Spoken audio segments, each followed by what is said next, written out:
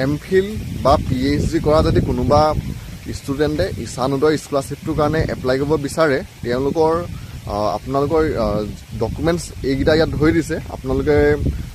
upload কৰিব লাগিব এইকেইটা ডকুমেণ্টছ প্ৰথম আপোনালোকৰ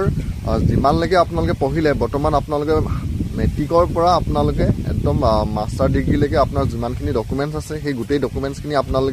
ডকুমেণ্টছখিনি আপোনালোকে তাত ভৰাব লাগিব তাৰ উপৰি আপোনালোকৰ এক্সট্ৰা ডকুমেণ্টছ ধৰি দিছে আপোনালোকৰ লাগিব ডমিচাইলখন লাগিব তাৰ পৰা আপোনালোকৰ লাগিব কাষ্ট চাৰ্টিফিকেট আৰু PRC খন আপোনালোকে দিবই লাগিব PRC নিদিলে নহ'ব তাৰ পৰা আপোনালোকে এটা এফিডেভিট বনাব লাগিব তাৰ পৰা আপোনালোকৰ যোনটো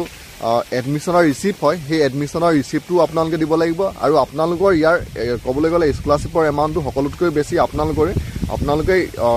এইটো স্কলাৰশ্বিপ লাভ কৰিব 25,000 টকা মাহিলী হিচাপত তো 25,000 টকা মাহিলী হিচাপত আপোনাৰ এবছৰত যিমান